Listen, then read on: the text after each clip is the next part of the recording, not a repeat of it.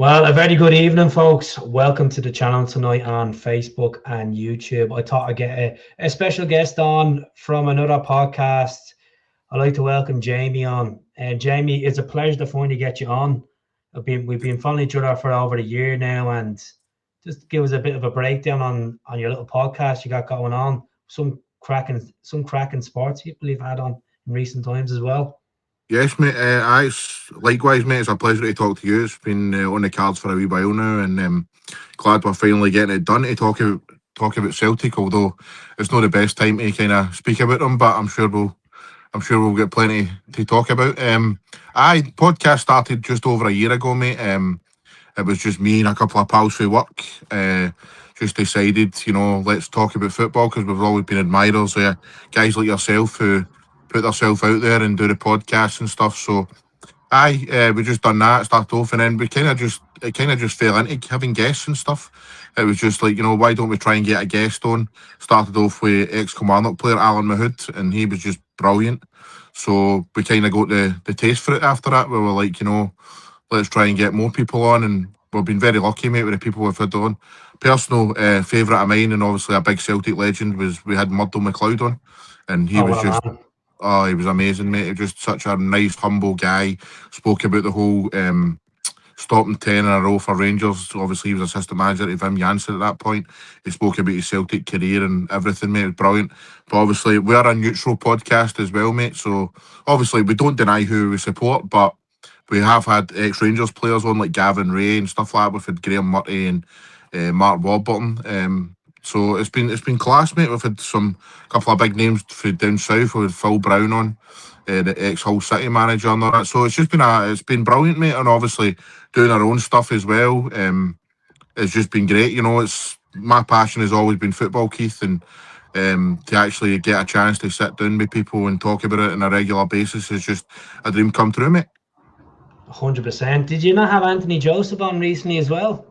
We've had him a couple of times, mate. Yeah. He's brilliant, just a lovely guy as well. And we've had him at the perfect times. I've tried to get him on. It was during the summer last season, and then obviously January there. We've had him on, and that got some good numbers. Do you know what I mean? Obviously, loads of people coming in and wanting to know about the transfer window and all that. Even though Celtic had a terrible one again. So, it's been a pleasure talking to him as well, mate. He's class. Brilliant, brilliant. But I wish it's the best because I see he's put a lot up on he's flying on Instagram. He's have like 10,500 followers, and he's doing well on TikTok as well. So Mhm.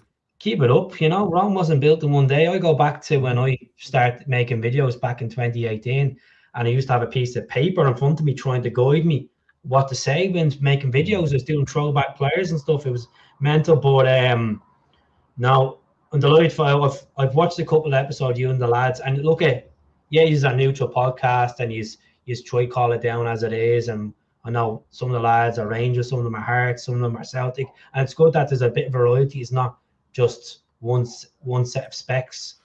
But you've been a Celtic fan a long time, all your life. What do you make of this season? Wow. Honestly, where do you even start with this season, Keith? Obviously, we went into this season, obviously, the Champions League qualifier, stuff like that. Brendan Rodgers. I don't think Brendan Rodgers' heart was really in it at the start. Obviously, he's had his fallout with Dermot Desmond and stuff that obviously became really public in that. But I don't really think Brendan was committed to Celtic long term. Obviously, Dermot Desmond did come out with that statement about how, we tried to get Brendan to sign a new contract and he didn't even want to talk to us. But obviously, Brendan had his reasons, one of them being he wasn't getting back to the transfer window. So obviously, we ended up getting put out the Champions League. Pretty poor start to the season, obviously getting beat off Hearts and stuff like that. And obviously, one night, Monday night, we're sitting there and Brendan Rodgers leaves.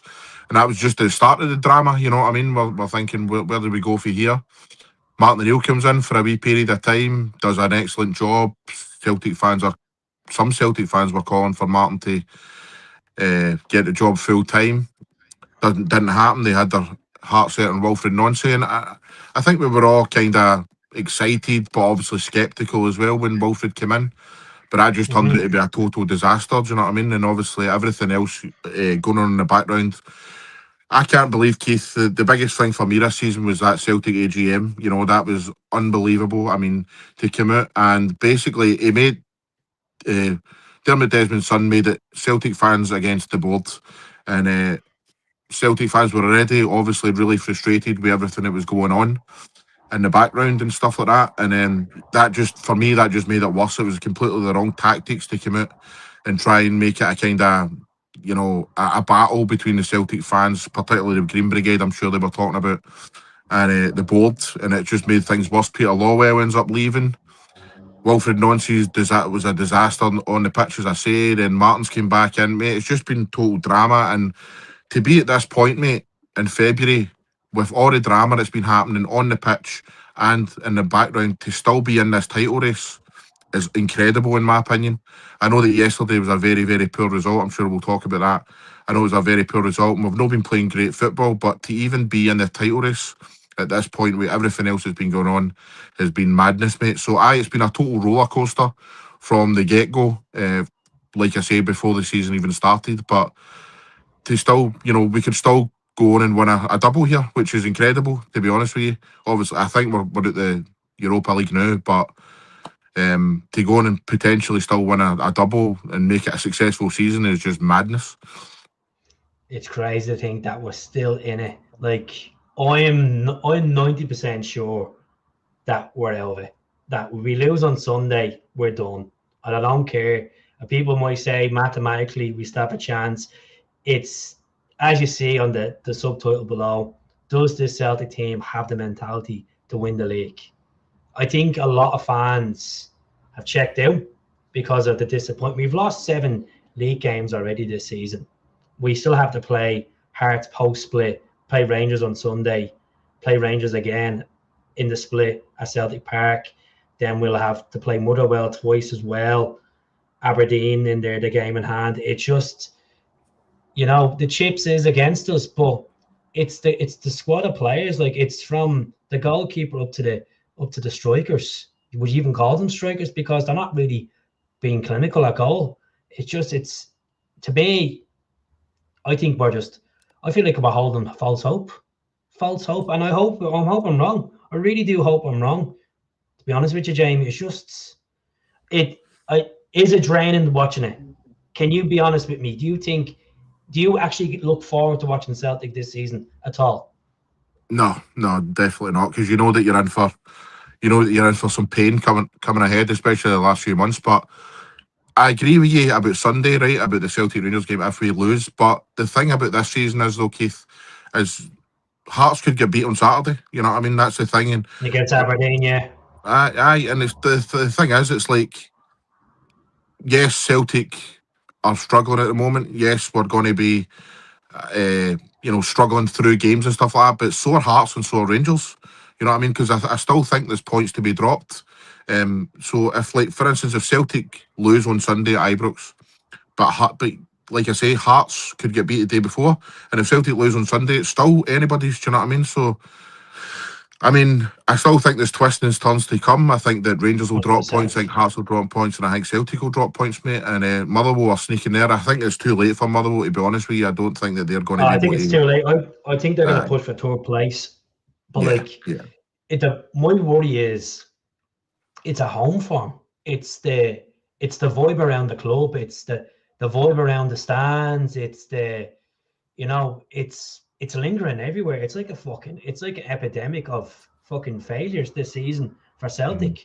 And like I speak to folks on a daily basis on this channel from Facebook and YouTube, and a lot of them are like, when I put this up yesterday, I'm sure you probably voted on it on Instagram. I put this poll up yesterday, and when I checked it out on this morning, I know it's actually gone down to 34%. So there's been over 700 votes on that on Instagram, and and 34% of people think we're going to finish third. It's just as crazy. That is. I never thought I'd seen in my lifetime. I know, obviously, like in the 90s, I wasn't into Celtic in the 90s, wasn't into football at all in the 90s. To see Celtic finishing, out of top two it's uncalled for. It is absolutely uncalled for. But it's the worry. It's the worry of like, do we actually have the squad? Like, we may have the fans to believe that we can do it. We may think we have the manager that can do it, but I just don't know if we have the individuals that are willing to not lose any more battles and go all in and win this title. That's the problem. As you said, Hearts can drop points, Rangers can drop points, but if Celtic are going to drop points, we're fucking doomed. We're doomed, you know? No, I agree, mate. I agree, and I know he's been in for a bit of stick this season, but if it wasn't for Benjamin Negrin, I honestly don't know where we'd be, mate. The goals have just been coming for him over the whole course of the season. To be honest, we've went out and bought a couple of strikers. Or say bought, going them on loans, Fianchara and Adamu, but none of them are stepping up to the plate. I know Adamu scored a good goal against Dundee to keep us in the cup and stuff, but you're wanting one of these guys to come in and score goals. And that I've not been impressed with Fianchara at all. I think his hold up play is okay in that, but he's no. You want your goals, you want your striker to score goals. You know what I mean? And the big man's just no doing it. And even during the week there against Stuttgart, I think when the ball was going up to him and that, he just looked a bit leggy to me. He didn't look as if he's mobile enough Very to deep, actually. very Aye, deep aye, against plays Stuttgart. good. Aye, and he's not getting any pace or anything like that, and it's just a bit worrying, man. I know that in Scotland, your striker potentially doesn't need the pace to actually get by anybody and stuff, but he doesn't seem to be at the right place at the right time, and even when he is, he just takes too many touches, and I just don't think he's the goal scorer that we need at this moment in time. The worrying thing for me, for your point of view, is I think when Hearts, I think Shankland will be back within the next few weeks. I think Cammy Devlin potentially could be back this weekend, I was reading. So, I mean, their injuries, they dropped a couple of points against St Mirren and obviously Rangers, but I mean, their players are coming back at the right time now. You know what I mean? They're actual big players, their captain's coming back and that. So, to be honest, mate, as we're sitting here right now, I think Hearts are our favourites to actually go on and do this. But as you say, Celtic have got obviously Motherwell and that, as you mentioned, but so have Rangers, so have Hearts. We've all got each other still to play when the split comes and stuff. So there will be twists and turns. Can Celtic go over the line, mate? I think we can. I think we definitely can. And I'm going to put it by as winning on Sunday. To be honest, I know that a lot of fans are Did sceptical. did you did you feel that yesterday or after full time? Did you feel the same mentality? Because I was completely, as I said, I'm just at the reception waiting for the fucking bus to pull up. I'm checked it. I'm almost checked No, out, man. I get it, And mate. But I mean, you've got I to look think at Hearts and Rangers. They're not great either. So I know they're not great, but I think what the problem is, Hearts have their fans believing, yeah, they have their players believing, their manager believes. That's what they have as a core. Us I'd say 80% of fans are not believing. Our players are not believing in themselves, and I don't. Fair enough, our manager believes it, but it's just so much fucking flaws with our team, which is concerning. Rangers, on the other hand, a lot of their fans believe they could still win it. That I'm sure the squad think that they're in the title race, they might win it, and the manager might think they win it. So we have the broken piece of the jigsaw here, which is we don't have a 12th man at the moment. We don't have a 12th man. And the cliche keeps getting thrown around on social media, back the team, back the team. Fans are going in the numbers to back the team, and there's fuck all noise being made. That's the concern for me, because they're frustrated, and when we go down a goal, it just becomes like a mark. It comes like a mark. And like, I just don't know if we have the recipe to do it. I don't see the evidence on the pitch. I don't see the drive. I see Araho pushing up. I see McGregor trying to push up. I see Yang push up. Bar the rest of them are just fucking just not in it. no, I agree with you, mate.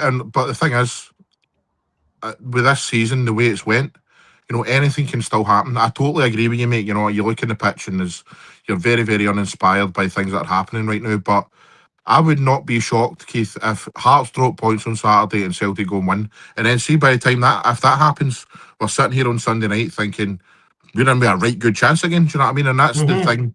That's the thing with this season. I do believe things like that will still happen. I still believe that Celtic are in with a massive, massive shout here. If we win, or if obviously Sunday is huge, but even if we get a point, right, at Ibrox, we get a point there, we'll still get that game in hand. and that will take us even closer to Hearts and that, and Hearts will still get big games ahead. I don't It's think it's not done by a long guaranteed you shot, win mate. that I really game in don't. hand. That's the thing. It's No, not I guaranteed know, until I you know, win it. Like that's I why I know, keep mate. saying to folk. And my mate said this to me the other day. He goes, "Until them points are on that board, there's no point you bluffing a bit. No point bragging about it." Um, You're right. Look, Aberdeen are absolutely pissed this season. They are absolutely terrible this season. And I know if they've beaten Hearts already this season at Pittodrie, but I don't know. Like I just don't know. I just look at that team and I look at that squad and I say to myself, are they inexperienced? Some of them are just checked out. What is going on? Is it a change of when Brendan dropped tools, as you said?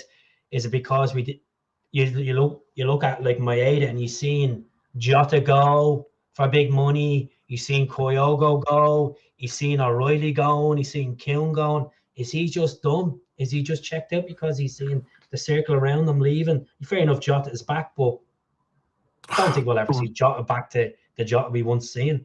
Nah, I don't think so. But see if that is the case at Maida, or guys around him, people are saying that Hatate's checked out. I just find that utter madness, mate, because Martin O'Neill was confirmed, obviously, in the when he just done his press conference. Sorry, when he first came in, I think it was the second time he said it. That Wolfsburg were after Maida.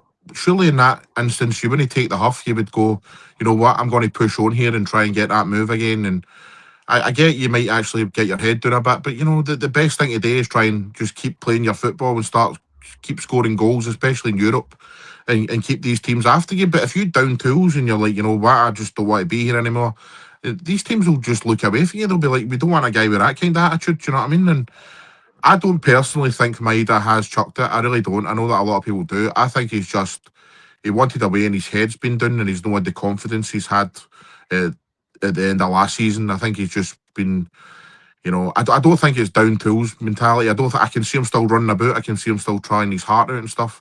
Guy like Odsonne Edouard, for me, he down tools when he left Celtic. You could tell he wasn't putting in that extra yard and stuff like that. I don't see that Maida, but what I do see is a guy that's just no performing, and I think that's just today with confidence, mate. To be honest with you, same with Hatate. I mean, I think I've been very, very critical of Hatate, mate, over the last 2 seasons.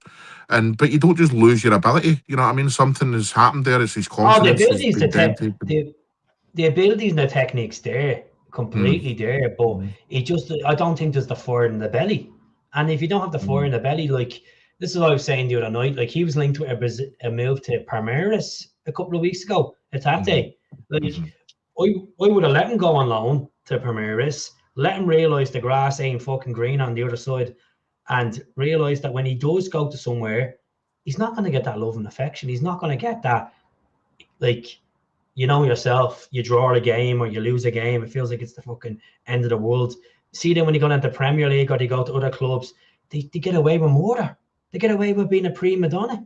They get away with like thinking that they're on the big books, that everything's going to be fine. Like they're playing for a massive institution. This has been one of our most difficult seasons in a long, long time. Like, and it's crazy to think. I never thought we'd ever say we'll have a worse season like this than COVID. Never thought I'd see it in recent coming, like in the recent years. Like what needs to be done? What I know it's simple saying winning football games is the number one thing. What needs to be done to get this right? That's a tough question, mate, because I do believe the ability is there. I know you were saying that individuals aren't good enough and stuff like that, but I still firmly believe we've got the best squad in the country. I really do. I think we've got the most winners in the country. Cal McGregor, James Forrest, you know, Liam Scales, even Casper Schmeichel's a winner. He's won Premier Leagues. None of these Hearts players are used to this. They've never been in this position before. So that should hopefully work to our advantage in that. But I mean, we've got to start taking our chances, Keith. That's one of the major problems. We dominated that game yesterday, absolutely dominated it. We just couldn't take any chances. And then, I think Hibs had about 2 or 3 chances in the whole game, to be Mm-hmm. honest, and they scored 2 of them. Three You know what I chances, mean? three Aye. chances. Double, well, Mhm. actually four chances. The double save from Boyle, and then obviously the header, and then the shot from it Yeah, was Andrew. Was it Andrews? Is that his name, or Adams or something? yeah, Andrews. yeah. Andrew, I But think. you look at that goal. Like Callum McGregor should have been on him a bit closer. It's like he backed off him. Like, Aye.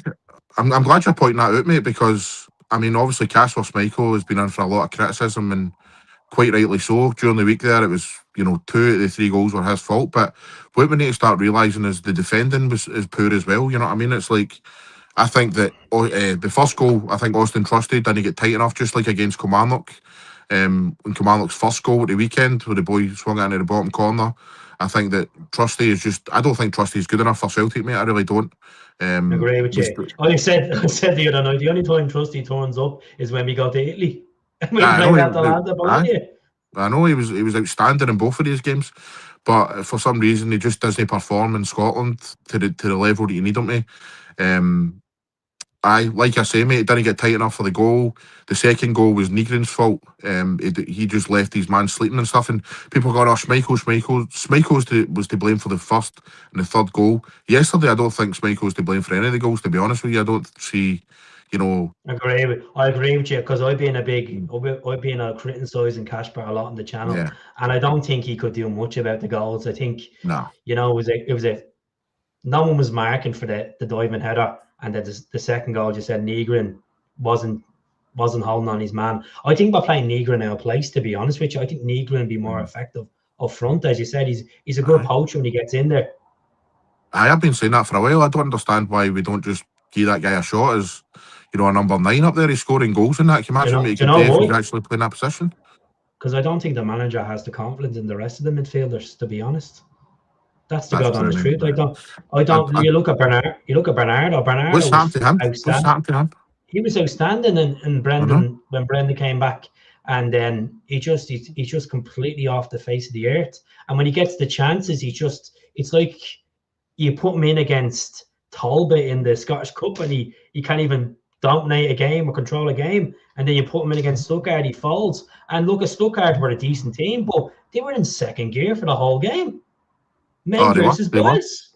I know, mate. And the Bernardo thing is baffling, because when we spent that money on him, obviously after his loan spell, there wasn't many Celtic fans crying about it. We were all like, what, he's a good player. That's a good addition to the squad.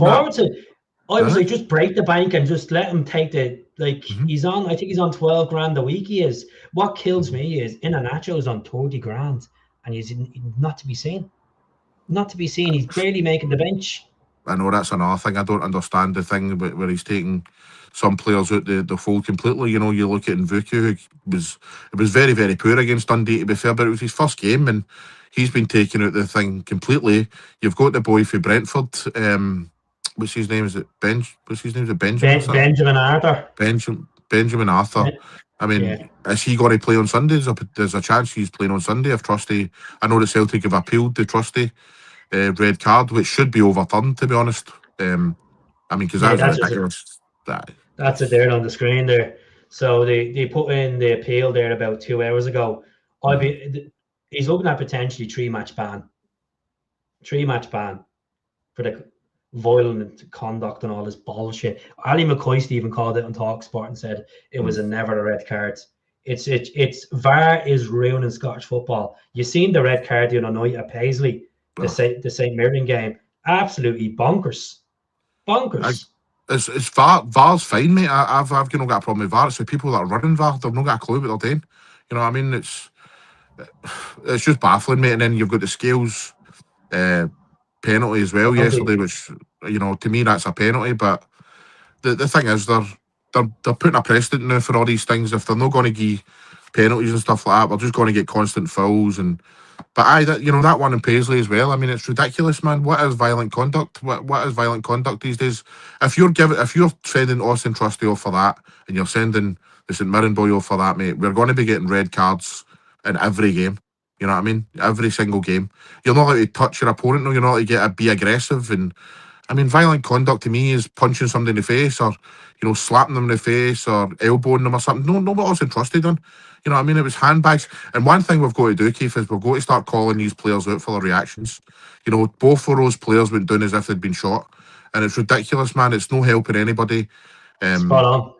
It's just really annoys me, man. These guys should be. See if they overturn Austin Trusty's red card, they should be the Hibs boys should be getting punished. You know what I mean? It's even with the red card at Tynecastle, Trusty's red card. It was never a red card. It was he booked them for the yellow, and then because VAR intervened, like yesterday, it completely fucking just fucked it up. I honestly think, and they could say conspiracy theory, all this bullshit, but I honestly think that the SFA are dying for Celtic to lose this league this season. Even though Celtic are their own downfall majority of the time, the way that they're not defending footballs and not taking games by the scruff of the neck, I really believe that they're dying to see Celtic lose this title this year. Not just Celtic, mate. I think they're dying to see Rangers lose as well. I think they're thinking it'd be great for Scottish football to see Hearts going and win it. You know what I mean? Even that Mikey Moore one yesterday, mate. I watched the game, the Rangers game, and I thought that was a straight red. It wasn't a penalty, but it was just outside the box. But I mean, it was a blatant tackle. I know that probably some of your viewers won't like me saying that, mate. You know what I mean? But I think that was a red card. And again, it's just bad decisions that are happening across the board in Scotland and stuff. And I agree. I think that the SFA are desperate to see Hearts win it. To be honest, mate. 100%. Regards to managers, does the Motherwell manager appeal to you any to take the Celtic hot seat in the summer? Yes, mate. And I've just kind of came to that conclusion over the last few weeks. Seeing them against Rangers a few weeks ago, mate, I thought they were outstanding. I know they get a one each. So two each, wasn't it? No, it was one Big each. Welsh. One each, big Welsh in the last minute, wasn't it? One each, I mean, I thought Motherwell were amazing that game, mate. You know what I mean? They were hunting in packs. They were getting forward. And do you know what it was like, Keith? It was like watching the opposite of Wilfred Nancy's team. You know, see, honestly, it's like when I watched Wilfred Nancy's team, like nobody knew their jobs. Nobody knew where they were meant to be. Nobody knew the positions they were meant to be in. They were all screaming at each other, pointing fingers and that. See, every single time Rangers went forward, Motherwell players knew exactly where they were meant to be. They knew exactly where they were meant to, you know, when they were going forward as well.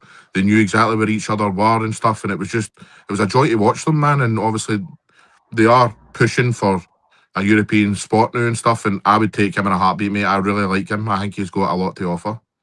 59% win rate at Motherwell so far of 36 games. What I think is if you were to get him in the door, I know Celtic fans are not really liking the thoughts of us going for a manager that has only managed potentially one season in Scottish football. I think fans are being picky. Do you know the reason why I think he's being picky? Because I don't think we're going to get Knutson. Knutson is not going to touch Celtic. You're at the beat Inter Milan. Come on. He's at the building that boat. He's who we would all pick, though. I would love him, but as you say, mate, it's no realistic. Of course. I mean, number one shout would be Knutson. Boy, I've seen Knutson for a long time. I would potentially look at Thomas Frank as well. I've always been a fan of Thomas Frank, even though he's done brutal at Spurs. Thought he's done an excellent job at Brentford, getting them up to the Premier League, you know, making them a side in the Premier League, a daunting side to play against. I think Martinez, I think his salary would be the issue. I know his missus from Scotland and he's worked alongside Maloney. I think he's lived in the Portugal ego, that job so long now, over the last, 4 or 5 years, that it's going to be hard to shuffle. It's going to be hard to shuffle him. I know his contract's up at the end of the summer after the World Cup. I just think he'll be wanting promises, and I don't think the board can give him them promises. That's why I don't think we're going to get Martinez. Anyone else that's sticking out for you? No, pretty much just the names you mentioned, mate. Obviously, Ange's ruled himself out on the Gary Neville podcast, said he doesn't go back the way and stuff, so that will not be happening. But see, Martinez as well, I've never really rated Martinez as a top-level manager either, mate. I mean, you know, I know that he was at Belgium when they had one of their best ever squads, and he didn't win anything with them. He won the FA Cup with Wigan. He won the FA Cup with Wigan, mate. I'll give you that. But I mean, he was at Everton, and people say he'd done really well at Everton. He got sacked through there as well. He moved on, he's at Belgium, and obviously Portugal now, where they've got a good chance of, you know, doing well in the World Cup and that. But for me, I want somebody I'm going to contradict myself here, Keith, because I do want this Motherwell manager, but I also want a manager who's won things. Do you know what I mean?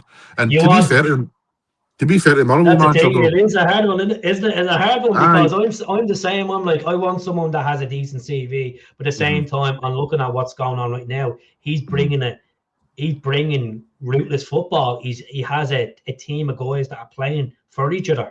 You know that. To be fair as well, though, he has won trophies and stuff, and he's been assistant manager at teams that have won leagues and that. Yeah, so he's done well. You know, it's not as if he's never won anything or anything like that. But I would take him in a heartbeat, mate. Knutson, I've been wanting Knutson for years and years, but for some reason he doesn't want to leave Bodo Glimt. I don't know. I know this today with the transfer. He gets a percentage of the money of transfers and that. Outside of that, mate, there's nobody really that springs to mind. That I would want in. So I would get to the Murmel manager, Akusu in it. Akusu. Can never say his name properly, man. What if Bellamy doesn't get Wales to the World Cup? Again, Bellamy's never won anything as a manager. You know what I mean? It's like, is that more the heart speaking? You've done okay at Wales in that, but is that more the heart speaking because he had a tremendous time at Celtic in that? I mean, uh, we need a manager that knows how to win football matches and knows how to win titles and knows how to get to the end. Look at Martin O'Neill. Martin O'Neill's proven that. You know what I mean? That he's coming in and winning football matches, but what about Sean Dyche? no, for me, mate. You know what I mean? He's done a good job doing it. Burnley again. He'd kept them up in the Premier League. Failed at Nottingham Forest. He's the sort of manager you would want if you're struggling bottom half of the Premiership or whatever. No, he came up here. It feels like we're in a relegation battle the way we're playing. Does, mate. I know, mate. But to come up here, you want a guy that's. But like it feels like I know this sounds fucking crazy. The fans that are watching tonight, it feels like a relegation battle because the emotions, the disappointment you feel at the end of it. Like we're meant to be in a title race. We're meant to be fucking going out there and going into battle and actually in our own fucking stadium and pumping Hibs. Like I watched the game yesterday, and this is me with my green tints on, and I'm saying to myself, how the fuck are Hibs wanting to beat us? Do they really want Hearts to win the league? Like, fucking just even play half to your level. Like, roll over. No, mate. But I actually think, David Gray's doing a brilliant job at Hibs. For where he took them, I think that he's got them playing some fantastic football and that. So, I was wanting that as well, mate. But Celtic just aren't performing at the moment. But, Sunday might change everything, Keith. I'm an optimist, man. I think that we could go there on Sunday and turn them over. We're underdogs on Sunday. Like I'm saying to myself, will I go out on Sunday, have a drink for the game? Will I sit in, hide behind the couch? Like the last time I went out for the game, obviously the New Year's game, and I was like, I'm dreading it all week. It's just this season, every time I've been dreading a game, like I dread the cup final, and we got fucking beaten in the cup final. I was at it, and then we went down for the derby, and we got pumped, and I was like, am I gonna put myself through it again? I know, mate. Can I ask you a question, though, right? So say Austin, say Austin Trusty doesn't, make the game on Sunday. Say it doesn't get overturned and he doesn't play. Who would you play at centre half? Would you go down the road of playing the boy or Benjamin Arthur, or would you play Dane Murray, or would you do? I think a good shout would be to play Kieran Tierney at centre half and play Sriracha at left back. I know he's done it for Scotland, and people say, but that's in a back three. But Kieran Tierney knows how to play centre half. You know what I mean? So that's what I would do, mate, because I don't trust Dane Murray at all. I'm gonna share the screen, and we're gonna talk through this and get people's minds tingling there, right? So can you see the screen there, Jamie? Can you? Is it up there? Is it? I can see it now, mate. Yeah. Yeah, grand. I'm gonna back out one of them tabs, right? I know we were all moaning about 3 at the back when Nancy was in charge, but I would go 3-5-2 on Sunday. So I'd put my team out like that, right? So I'd have Sriracha there. I'd have Araho there, right? Yep. I'd have Maeda up there, and I'd have Tam up there, right? Have McGregor holding there. Now I'm going to put the players and the names on in a minute. I'd have Negrin there, and I have there. So I know that we're relying on a bit of width. You could play Yang on that position there as that right wing back, which he's playing that position obviously with Nancy. But I just think I'd go with 3 at the back because I don't trust Dane Murray. And no disrespect to the lad, I don't trust him. Who's your back 3 there then? Back three will be Scales, Benji Arthur, and Tierney. Right. That's my back 3. That would be my back 3. And you'd play Sriracha ahead of Tierney instead of Tanechi? Now, I just think Taneki, he's more of an impact sub, to be honest. You bring him on. I think Sarachi, he gets it. Araujo gets it. Like you could play Araujo that right wing back pushing up. You see there's a bit of drive with him. So I'm just gonna get these players on the screen for folks who make more sense. Goalkeeper, who are we going for? Are we sticking with Schmeichel or are we going for Sinisalo? That's a tough one, isn't it, mate? That is a tough one. I mean, I know that Schmeichel's not been performing, but do we stick Sinisalo in there? Sinisalo didn't really do great the last time he played at Ibrox, mate. I know, but the thing is, I'd go with Kasper personally, but I think he's gonna go with Kasper because he wants to obviously redeem Kasper's confidence. You know. Yeah. That would be my team. I'd go with three at the back. I just think you could push Sarachi up on that left wing back, and he'll get up. He'll get up the flanks like. Like it's a big game for Benjamin Arthur, but he's coming from the Premier League, even though I don't think he's ever played a Premier League game for Brentford. He's played in the Carabao Cup and stuff. Yeah, he's played in the Cup, aye.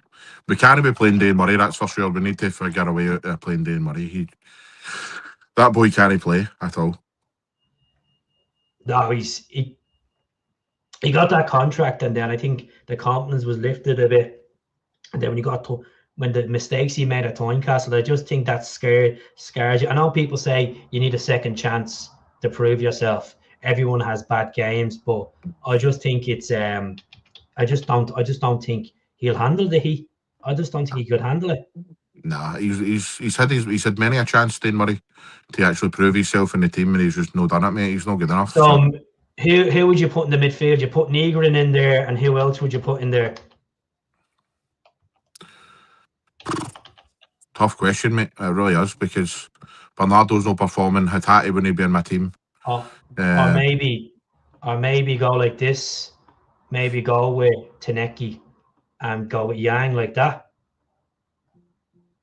Go with that formation. So it means that Yang is still doing the door tracks.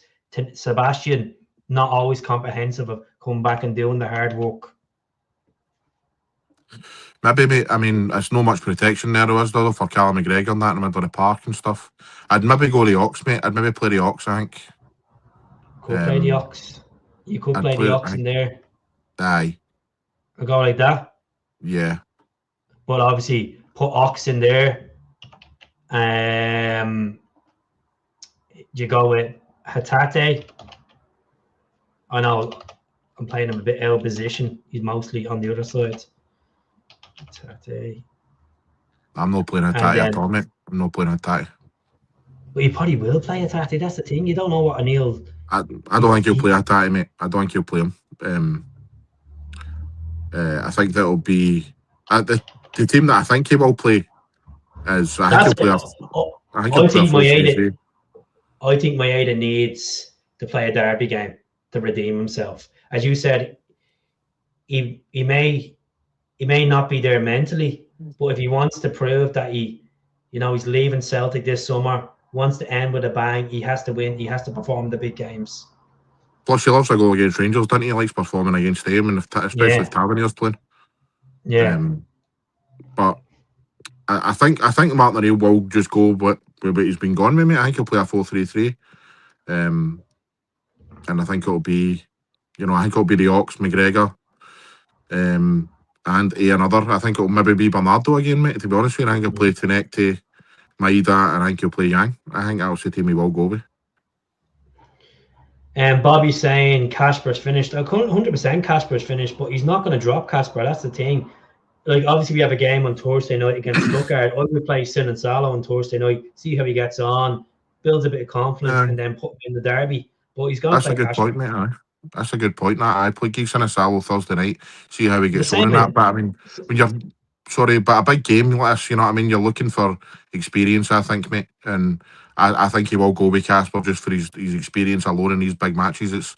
It's hard to. It's like Benjamin Arthur to bring him into a game like this is just. That's why I would go Tierney at centre half if Trusty doesn't make it. But I mean, we should never be in this position, though, Keith. We should never be in this position. We should go some players. You know what I mean? We should go from actual fucking players at this point in time, man. But there's no point in worrying about that now, is there? They were told in February last year we needed 2 or 3 players to be very competitive or be take Champions League with a whack the following season, and they didn't listen to Brendan. And I think Brendan obviously must have had annoying a few players that he wanted to get in certain positions, and then obviously Desmond's like, you know what, if you're not signing a new deal, we ain't giving you the money, and that's just, and I think the truth will come out about Brendan Rodgers. I think Brendan Rodgers will say his side eventually, but you've obviously seen what Darren O'Dea has said about John Kennedy and about the board and not giving young players a chance to break through. I haven't seen that, mate. No, is that what he was saying? Yeah, he done a podcast. And he was saying on one of the podcasts that he had players in his hands that he wanted to get into the senior team through the breakthrough, and Kennedy was looking at them on a regular basis, but the club weren't willing to give them the opportunity to play, give them the opportunity for the breakthrough. Because you know what happens when you start giving players breakthrough, their agents are going to be waffling in their ears, and then they'll want a proper professional contract. So the club stopped that? According to the club, stopped it. According to Brendan Rodgers, didn't want to push to get players through because of what happened with the transfer saga as well. Wow, man, that's that. It doesn't even surprise me, but that is just madness. You know what I mean? If there's guys there going to come in and they could perform for Celtic and you know get and push for the 11 and all that, and we're not doing it for certain circumstances. Honestly, where are we going as a club if that's the case, The man? academy's failing because what they're doing is this is the God honest truth. You got to think about. I said this the other night, right? We signed Quan, and we could have had Daniel Kelly breaking through. That was the reality. That was the reality. You know, Celtic's model is a 22 or 23-year-old player from a league that's been barely heard of. We've maybe never scouted in that league, or haven't scouted in that league for a long time. And then when we go in for this particular player, we go in with a stupid bid, and then they laugh at us. And then because of us playing fucking picky games, we end up paying double the fee for a bid or for a player, like what we done with Taneki. We could have had Taneki for 3 million. Instead, we ended up getting him for 5 million because we were pissing around transfer deadline day.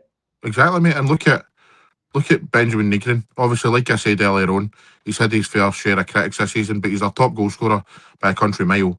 And what happened with him, mate? We got him. We pretty much went out and identified him and got him straight away.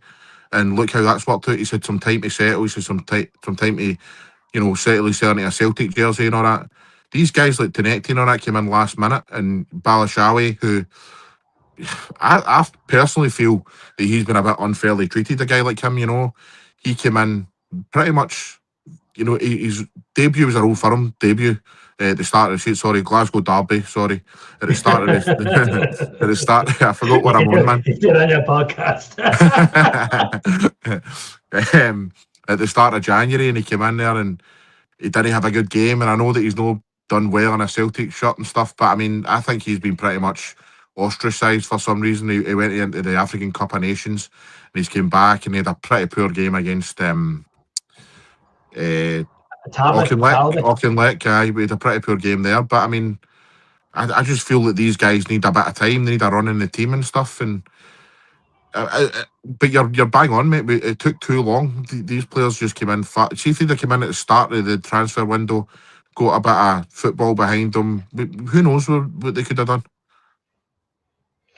Do you believe what Petrov said the other night? Celtic are starting to become an average club.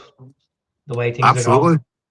Absolutely, mate. We're behaving like an average club. You know what I mean? What I think what he was meaning was, you know, the way we're behaving, we're our fans. You know, he was talking about the stadium basically, wasn't he? You know, the Green Brigade weren't in there, and there was just no atmosphere, and the way we're performing, the way they're doing things off the park, we're not going for the names we used to go for. We're not spending any money. You know, to no go out and spend any money in January was absolutely criminal. We knew we were in a title race, mate. We knew it was going to happen here.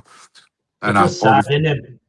Do you know what annoyed me? Aye. Do you know what annoyed me though? People were saying, "Oh, Martin O'Neill's coming in, and why would you go out and buy players if the next manager doesn't want them?" Listen, mate. If you go out and buy a player who is decent, if you go out and buy a good player, the next manager will want them anyway.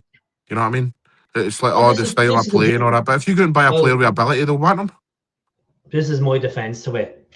When you sign players for usually 4 or 5 years on a permanent transfer, and there's going to be more likely in that 3 or 4 year deal or 5 year deal, they're going to go through maybe one or two managers. Tough fucking luck. If a new manager comes in and doesn't really look of him first, he's going to go on loan or he's going to have to earn his way in the team. Simple as. Not I because agree. we bought him for 6 million. He has to earn his way in the team. You're fighting for one of the biggest clubs in the world, and you have to trust in the manager to develop this player. Yep. I think we got absolutely conned in the transfer window. And what pissed me off was people don't like me saying this. I think Martin O'Neill picked up for the board when he said, "Oh, I'm happy with them transfers." We have Mavuka, who failed his medical, reportedly failed the medical first time around, has heart issues, and has not been seen since Dundee. We've got a guy that's come in from the Bundesliga from Freiburg who scored 2 goals this season, and yet he's an Austrian international. But I'm not convinced that this is the answer to win the league.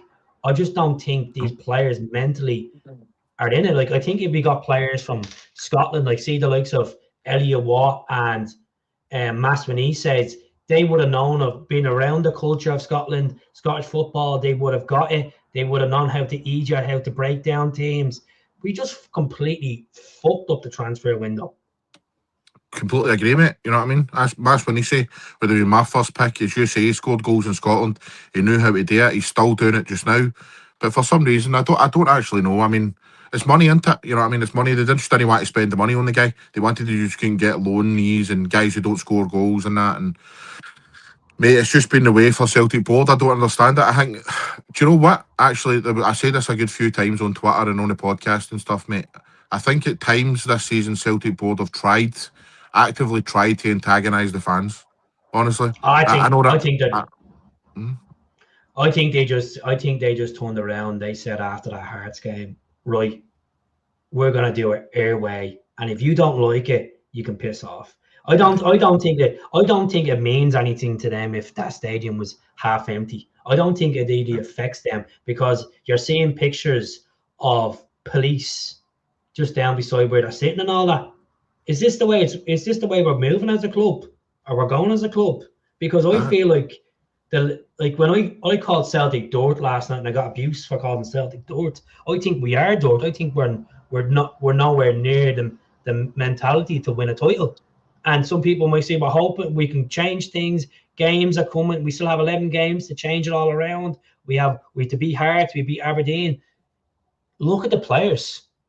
Half of them don't have a clue what's going on. Half of them don't have chemistry together. Half of them don't even believe in each other. They don't have that when, like a good tackle goes in to start, like, giving each other a tap on the back and say, well done, bud. Like, it's nothing like that. It's like modern day footballers have gone soft. Modern day footballers are like robots. They don't have emotions. They don't have emotions like players that we had even back in 2012, like Wanyamas, Ledleys, Kayals, Brunies, Mulgrews. Them guys could fight for the shirts. These guys don't fight for the shirts. The majority of them don't care. I agreed, mate. Definitely, there's no spark in the team. There's no camaraderie. It's definitely there. But talking about your point there about that we'll do it our way, and you know you can piss off if you don't like it. What they should have done at that AGM, Keith, what they should have really done, in my opinion, was to come out. They should have stood there and go, listen, we won't be bullied, right? We won't be bullied by certain fans if you're going to try and go down that road of intimidating us and stuff. However, we understand your point of view. We get why you're frustrated. We get why you're here, voicing your opinion and that. What happened to this point is not good enough. We shouldn't be getting put out of the Champions League. We shouldn't be having managers, storming off and that. And, we have failed as well as a club. We've failed as well as a board. But they wanted to take no accountability whatsoever. They just wanted to blame everything on the fans, everything on the Green Brigade. And it was just basically, coming out all guns blazing, making a bigger divide. It was just, I mean, to me, it just showed total arrogance. Peter Lawwell, or, we'll shut this down and all that. that for that point onwards, Celtic has been a total disaster. And even before that, it wasn't great. But on and off the park, it's been a disaster, mate. And as you said earlier about Hearts, their fans are behind them, their board are behind them. The Their rest of owner, Scottish Tony football, Bloom's behind them. That's it. See, they have a aye, aye. continuity that they can do it. Mhm. If you believe in something and you're hungry and you have the tools there, you will push. I know they have never been in a title race before, and I know they don't have experienced players that have won titles, but sometimes look at Leicester City. Leicester City is a prime example. They didn't have any players that never won Premier League titles, but they went all the way because they were hungry. Aye, You know? definitely. And Hearts have got that same kind of ilk this season, mate. I mean, we've been saying for months now, Hearts are going to, their bubble's going to burst, they're going to fade away, they're going to fade away. They're still top of the league, mate. We're almost in March now, and they're still there. They're still, they're still dreaming of winning this league and that. And who's to say they're not going to do it, mate? But time will tell, man. But the one thing they've got, mate, is they've got togetherness. Even Rangers now have got a bit of togetherness with Danny Rowe coming in there and that, obviously. But I still don't think any of the two of them are great teams. Do you know what I mean? They're still going They're to not drop great, points. It's but definitely going to happen. it's a bang average league this season As from me. them top three. Bar Motherwell are doing well. It is, Yep. and Falkirk. It's been very, very average. And I think this is the worst Celtic team I've seen. Like I know the one in COVID was bad, and then obviously Mowbray's was bad, but this is just laughable. And like the board haven't made it any easy for fans because you go, as you said, go back to the AGM, they gaslit the fans. They should have sat down and said, look, I know there's tension here. I know that you have issues with us. Well, let's sit down. I know you are shareholders. Let's sit down. Let's address this hands on. And if someone said, right, what are you planning to do next summer? Right, what we're planning to do next summer, if we win the league, this is our ambitions. If we don't hit the ambitions, we're gonna put this much money into a transfer kitty, and this is what we're gonna do. And we're gonna obviously open to offers of players going as well. Like they don't have a direction. They don't, like, even if they put out a statement and said what their ambitions are, fans could turn around and say, right, we're getting there somewhere with them. It's getting into their ears. I just feel like they're playing deaf and dumb. They're playing deaf and dumb. I just feel like they're in this bubble and they don't realize there's fans around them. I know, like, there was obviously pictures of Wilson was talking to some fans earlier or yesterday outside the game and all this being escorted. God honest truth, I have no faith whatsoever in this board even changing around the summer. I've no faith that they're going to go out and get someone that's actually up for the job after what they done with Nancy. And I don't care if they say Tisdale. Dermot Desmond always has to finalise the sanctions of transfers that they keep saying. So obviously the board have to be accountable. Nicholson has to be accountable. McCoy needs to be accountable. And all of them, because let's be honest, Celtic Football Club, I just fear the worst in the summer. I fear the worst, and I don't want to feel like that. I've got absolutely no trust in him either. I mean, you mentioned Tisdale there as well, but okay, Tisdale done a terrible job, but he should never have been in the job in the first place. His background was never good enough to come to a club like Celtic. He failed everywhere else he went. He done a terrible job when he was here. The names he identified, the players we brought in, were just no up to it at all. I'm totally with you, mate. You know, I've got no faith whatsoever in the Celtic board getting the next manager right, getting the next players right. They'll just stall, and they'll have this motto. Do you know, Keith, since it's all Celtic fans on here, I'll be honest, right? I think that the most important thing to Dermot Desmond, mate, over the last, when did that happen? 2012? Since Rangers went out of the game, 2012, wasn't it? I think that the most important thing to him was never to be like that, was never to, end up financially fucked, basically, and get out of the game and go down the leagues and get liquidated and that, to the point of he sacrificed Celtic's progression, not just in Scotland but in Europe. And loads of fans, other Celtic fans will say, "Oh, that's entitled. You've won trebles and all this." I totally agree. But when Rangers went out of the game, man, there was no competition. There was no competition whatsoever. That's why that they went and got Rory Dyla and brought in all these loanees and all this kind of stuff. 100%. Because Celtic we had no competition for years and years. Rangers had to basically take more than a decade to actually come back to being any kind of were competitive. Obviously, they won the league in 2020, 2021. But that took a long time for them to come up the leagues and come back and to compete again. But still, we should have been a million miles clear, mate. We should have been a million miles clear. We should have been going out and spending a bit of dough and obviously looking after the pennies. I'm not saying go out and be reckless, but the amount of money that we've made over the years, Keith, Kieran Tierney and Jota and Kyogo and all this money we've made, and it's just we're in a position now where Hearts could win the league. At You know what I one mean? point, Jamie, we're 125 million in the bank.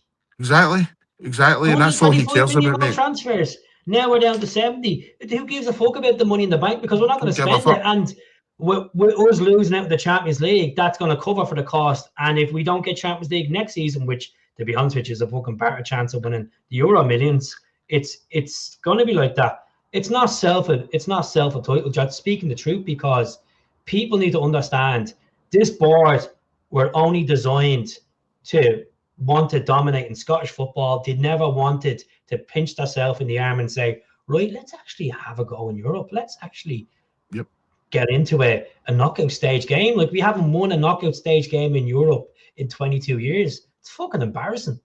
That's embarrassing. That is, mate. And we're not asking to go and win the Champions League or even go and win the Europa League or whatever. No. All we're asking is to go out and spend a bit of money to compete in these matches. As you said, Stuttgart the other night, mate, who are doing really well in the Bundesliga. Fair enough, they're fourth in the Bundesliga. But this is a team, mate, that last year we nearly beat Bayern Munich. You know what I mean? So we can't compete. And we beat someone that was in their league as well, Red Bull. Exactly, mate. Whereas at this point now, they've not progressed enough. They've not really got the players, and it's just like, that's Bundesliga teams for you to go out and batter you. Which all we're asking for is to compete, mate. That's all we want, is we go up against these teams and actually give them a game in that. But everything's wrong with the club now. The way they're spending money, and then obviously Stuttgart. Martin O'Neill said it the other night. You know what I mean? If you're throwing on tennis balls and there's dismay in the fan base between them and the board, and there's no Green Brigade, there's no atmosphere in your stadium. Stuttgart just turned up and went, we'll have a bit of this. This isn't the same Celtic Park it used to be. You know what exactly. I mean? It's not the same Celtic Park as it used to be. It's not the fortress. It's not the green joint, as Angela says in the comments there. It isn't the green joint anymore. And teams that will come, I even think championship teams in Scotland don't have any fear coming to Celtic Park anymore. That's the God honest truth. 100%. Yesterday they did no fear. They passed the ball about really well, Hibs, whenever they had the ball yesterday, you know what I mean? But that's going to be the case. They should be getting spooked at Celtic Park, but it just doesn't happen anymore. We've just not got that fear factor. It's sad that when the away fans are fucking more vocal than the home fans. Exactly. Like, what's the point having a full fucking stadium, or even 3/4 of a stadium? It as you said, touching on Ronnie Doyle, it feels like we're going down that route off the Ronnie Doyle attendances. It feels like we're going down that route. Aye, and as you said, but as well, it's as if the board and Dermot Desmond don't give a fuck about that. It's as if they're, what, we'll take that. As long as there's money in the bank, as long as the bank balances are looking fresh and that, then they don't care. But it's sad, man. It's sad, and there is a divide with the fans, and I always keep saying on this channel, I say across, we don't need a divide. I don't like when people say self-entitled, or someone's called a happy clapper, or someone, and I know sometimes I'm an African, I can say, oh geez, you're a fucking happy clapper, you don't see what's right and wrong here. But we can get behind this team, but we need the politics sorted out. The board need to sit down and say, right, we're letting them back in, or we're not letting them back in. They're coming back in the summer for next season. Just start giving fans a bit of clarity, a bit of direction. I mean, that's all we want. 100%. Like when you make a mistake in your job, you have to owe up to it. Or you can't just keep brushing under the carpet. And people have been saying it for years. This is going on. This is going on since fucking, you may say that the whole Dermot Desmond thing, but the whole really seeing how bad the board have been. I think this has been going on since 2019, since before COVID. Because you look at the Dubai incident, the way Peter Lawwell dealt with that, the way Neil Lennon dealt with that. Neil Lennon was an absolute disaster the way he dealt with that. He lost a lot of Celtic fans for the way he conducted himself in that press conference after Dubai. And I love Lenny. I absolutely love Lenny, but he absolutely frustrated the life out of me that season. Because I know he was under immense pressure to do 10 in a row, but at the same time, you're going to bend over for the boards. That's the fact. That's your I agree, mate. bosses. No, I agree. I mean, for a long time there has been no ownership at all from Celtic, from anyone at Celtic. I mean, you mentioned the COVID season there. I mean, that was just total radio silence for Celtic. Everybody, we were, obviously they all make the joke about the Sharks coming out and all that at Parkhead after we get beat off Ross County in Yeah. that game. But the board done nothing throughout that whole season. There was no statements. There was no TV interviews. There was just nothing at all for Celtic through that whole period of time. Imagine, And we're doing that again. Imagine charging your fans a full whack season tickets for the streaming service. It's another thing. Exactly. It's like they've just got they've got no idea how to treat the fans. And I'll tell you now, mate, take, slap. That's what it is. Take, slap. Aye. Not come in, slap. Aye. I know, mate, and I know that this is probably not the day to talk about it after I don't know if you've seen a couple of podcasters this morning, the picture that was doing the rounds on Twitter and that. Yeah, I seen the lads, and I'll come to the defence of these lads, and I don't know them all personally. I know Paul well, but at the end of the day, if they want to go to Celtic Park and if they didn't pay the money, they got offered a box because someone that knows them gave them the box because they're going to make the game. So if they got invited, let them go. Don't need to start slamming people. Like, they've done more for the Celtic community than half the people online trolling them. Like, there's no need for it. There's no totally agree, mate. I said that today on Twitter as well. I mean, we've had Paul John. Quinny spends endless hours doing podcasts. I met Quinny face to face, nice guy. He actually has a bit of rapport with his subscribers, and he apologized so many times today. He didn't need to apologize. Whatever he does is his fucking business. Exactly. He has a life. He doesn't need to prove to people on a fucking screen what he needs to do or what he doesn't need to do. It's ridiculous. Exactly, mate. No, sorry. No, I was just going to say, I mean, I totally agree with you, mate. I mean, it's their decision, and I think a lot of the argument being is, oh, well, you're saying don't spend another penny and, this and that. But as you say, they were offered that box. They went in there. Paul Johns came out on Twitter the day, and he's an honest guy. He came out and says there was no a penny spent yesterday. We were offered a box. It was his mate's box that they got offered to. They went there. Yeah. And, as you say, they're grown fucking adults. People can do what they want to do. And it's a different if they bought the hospitality package and then I'd be like, hey, he's a fucking wanks. Like, what are you doing that for? Like, Exactly, mate. And they would have been totally... I know they'd have been totally hypocritical if they'd done that, but we've had Paul John on the podcast, we've had Tony Haggerty in the podcast, and we've had Quinny, and every one of them are Celtic to the core, mate. And there's no doubt in my mind, as you say, the things that they've done for the club and that, as you say, the amount of hours those guys have put into Celtic and all that, and they go to one game in hospitality because Paul John's mates, gave them a ticket, and the absolute abuse they're getting. Different if they were paid money to go there and they were spending all sorts and, giving it, buying scarves and buying everything and all that. They went to a game because it was offered to them. So, at the end of the day, we might all appease the board, and it's don't spend it. My contradiction to is people keep saying back the team. So they went to back the fucking team. Exactly, mate. That's what I was going to say. That's what I was going to say. It's like they done it, and we might all be against the board and all that, but we are all still Celtic fans. And if you got offered a free ticket to the game, and somebody, what's to stop these guys from going?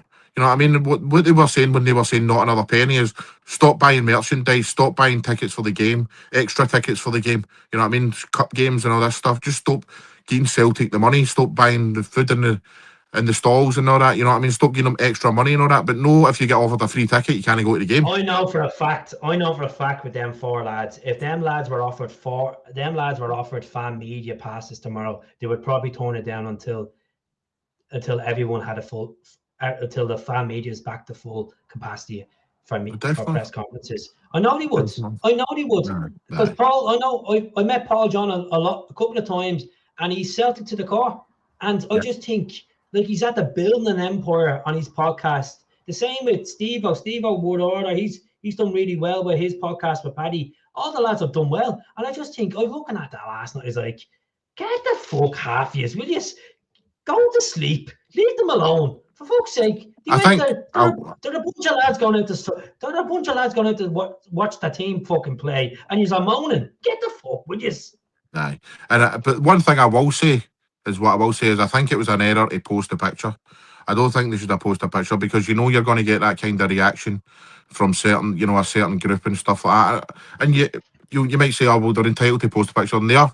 But I just think if you don't want the heat of that, it's probably best you just kept that offline. And I said that to Quinny this morning on Twitter and stuff. But I mean, at the end of the day, the backlash has been ridiculous, man. You think there was the last time I checked, there was like a million views of that. Quinny's picture of that. It's just incredible, man. I hope it doesn't tarnish any of these guys kind of No, definitely not. podcasts and that. I'm sure people will get over it, won't they? But I mean, some will, some won't. Some will have a little fucking a moan for ages. It's like me. Like a lot of people don't like me because I'm honest and I say it as it is. I'm not here to impress people. If people subscribe, they subscribe. If they don't like me view, that's fine. Go somewhere else. At the end of the day, we all love the same thing, and we have different opinions on it. And I don't have to agree. You don't agree with certain. I'm sure you don't agree with a lot of the lads on your podcast and certain things. And it's just the way of life. I just feel like everyone is so fucking judgmental these days that it's like if one thing goes wrong, they don't let it go. As you said, they can't forgive. It's like stuck in their heads. They're stuck in their heads. I think with all the guys though that people enjoy their content that much, mate, that they'll calm down and they'll get over it and they'll start watching them again because as you say that Paul John's built an absolute empire with that Celtic state of mind. It's unbelievable what he's done, and fair play to these guys. It's they make one error, they make one decision that a lot of people don't agree with. That's not going to take away all the good they've done for the club and all the charity work in that as well, man. Exactly, and they've run good nights and they've put, as you said, the charity day. I've had the privilege of doing the weekend or twice with Paul John and a few people, and I have to say, like as I said, it's organised quite well, and you won't get many Celtic podcasts out there that organise the way Paul John does. And I know he's not everyone's cup of tea, but at the end of the day, I said to him when I met him, I said, just keep doing what you're doing. Let the haters be haters. Let the people be praisers. You can't win everyone over, regardless if you support the same team. You take the badge off. You take the badge off and forget about football for a reason. I can forget about football for one day and see, can you have a conversation with this person? You probably won't be able to because they're probably just dicks, Exactly, mate. And, you yourself, mate, you've built a really good following now on your YouTube and your Instagram and stuff. I mean, you're always going to get people that doesn't like you or doesn't agree with you. But you know what? Bring it on, mate. The more publicity, the better, man. If they're helping the algorithm, mate, that's always a good thing, no matter what. Well, it was like when before I moved over to Glasgow, I used to get a lot of shit out of people like, oh, he's not a real Celtic fan. Never goes to a game. Never does this. Never does that. And I said, hold on a fucking minute. I have two young kids to cater for. Well, putting clothes on my kids' backs and feeding my kids is well more important than the football club. And 100%. For someone to judge me that doesn't know me personally doesn't have the right to judge someone. You don't. You may see but you don't know what's going on in the mirror.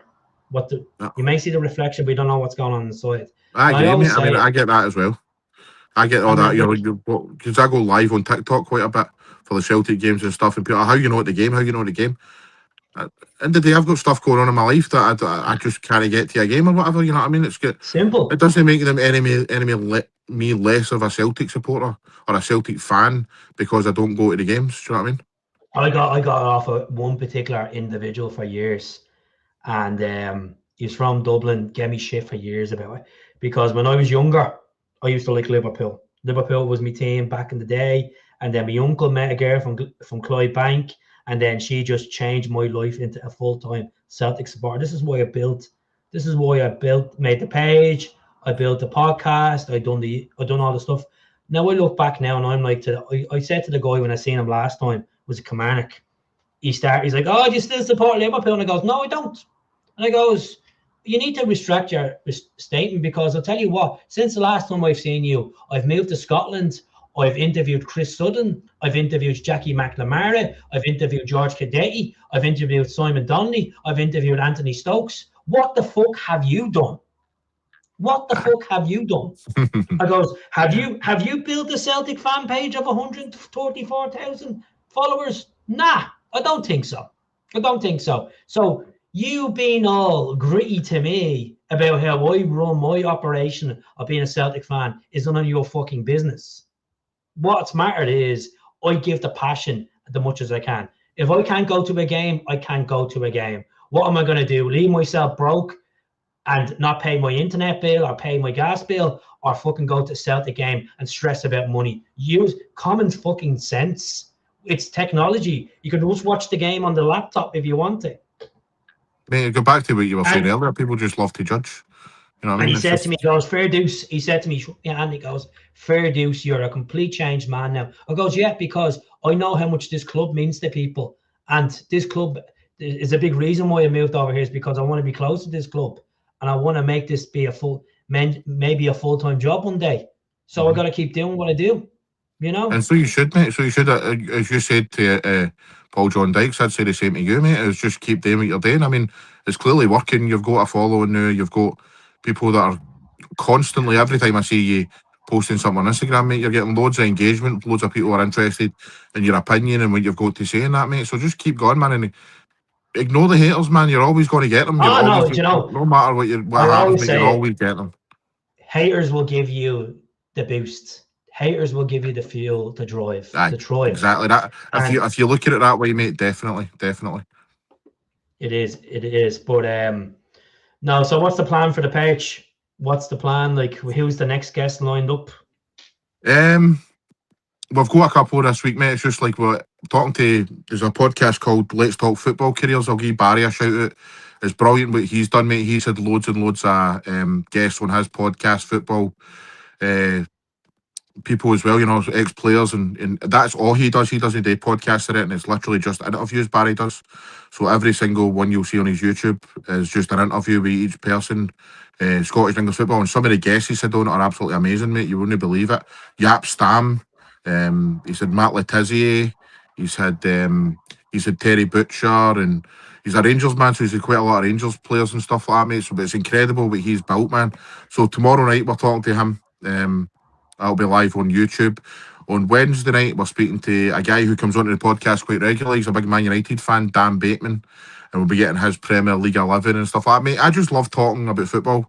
You know, that's it. When I started the podcast, Keith, I was thinking to myself, will it be a Celtic podcast? Will I just start it up and we'll just be all Celtic? And I was even debating with the fact of, will I even tell anybody I'm a Celtic fan? You know what I mean? Will I try and just be totally neutral and all that? But you know, that doesn't work, man. You know what I mean? It's there's no way that was ever going to work. I had to just tell people.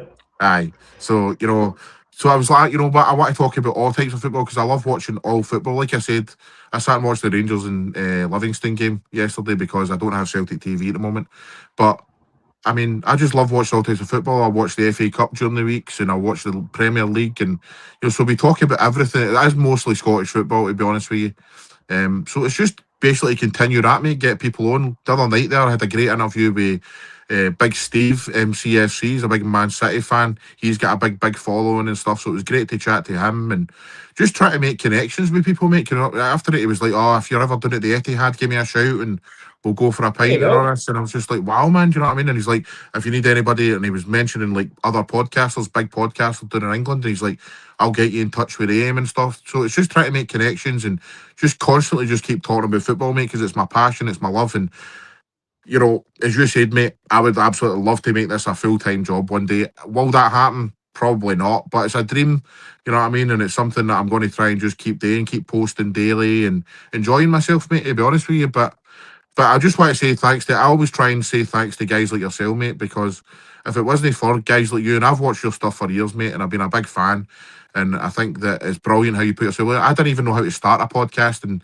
upload videos and all that, mate, before watching guys like yourself and stuff. So I just want to say thanks to you, mate, for actually putting yourself out there and, you know, putting your putting your content out there, not because it inspires people like me, mate. And I know that people have contacted me saying that I've inspired them now and all that, but Yeah, all just goes down the tree, mate. And like I say, mate, I've absolutely loved your stuff, and just keep doing what you're doing, brother. You're amazing. I'll try my best. As I said, it's every day is a learning day. Every day, it's a different topic. It's a different feeling. But you know what? We have a good club and we're a good set of supporters. And you know, as I don't just come on to talk about football. Like as I always say to people as well, if someone's struggling, if I can say something motivating to someone, I will, because I look back at 2020 and I'm like, the only way I got through 2020 was doing podcasts. Like even last year, I took a big step back from the YouTube and I was like, I don't know if I have the mentality to do this anymore. Like I'm still posting on the likes of Instagram and other apps, but I just didn't have the mentality. I didn't have the confidence. I didn't have the confidence to put myself in front of a camera and try to think. And I'm saying to myself, right, I've done this in the past. Like my missus showed me a video of me the other night talking in 2021, and I'm like full pelt talking. I'm like, oh my God, I was just full of energy. Now I am full, I'm still full. I'm still full of energy. I just think I feel mentally drained of what we've gone through this season. Definitely. But the thing is, it's like the good thing about podcasting and stuff is you can take a week off or a couple of, or even a couple of days off, mate, and you can recharge yourself and get back to it and stuff. I mean, it's not as if you need to post every day and constantly, put yourself out there. If you need to recharge, and you can do it. Do you know what I mean? The people who follow you, they'll not go away. They'll not go and suddenly just kind of unfollow you. Some do. If you don't well. put the content, you get your ones that are proper committed to watching you. And I appreciate everyone that watches me. I do appreciate all the comments on Facebook and YouTube. These are all legends. And then you get ones that are like, he hasn't put a video in 3 days. He's getting unsubscribed. If you're not on the button, they ain't gonna listen. And that's what they're into, and I respect that. But since over the last week, noise outside of Nora. What noise outside? I mean, like people talking. But over the last week, I put my head back into it on a regular basis, and I feel great. I feel great doing it again. I feel, I'm sitting there and I'm looking at subs going up. I'm looking at views going up. I'm looking forward to coming on. I'm looking forward to chatting to folk. I'm looking forward to hearing people's insight. This is why we asked you on tonight, something different. But no, I'd love to go on to another podcast. If you ever bring me on, I'll come on and put me in the hot seat. Ask me the questions, because I'm always asking people the questions. I want people to ask me the questions. Well, mate, you're more than welcome, man. We'll get that organised 100%, man, because I just love talking to people. I love asking people questions, and that's why I've asked you a few questions tonight, maybe we'll definitely get some in, man, at some point, and we'll get that done.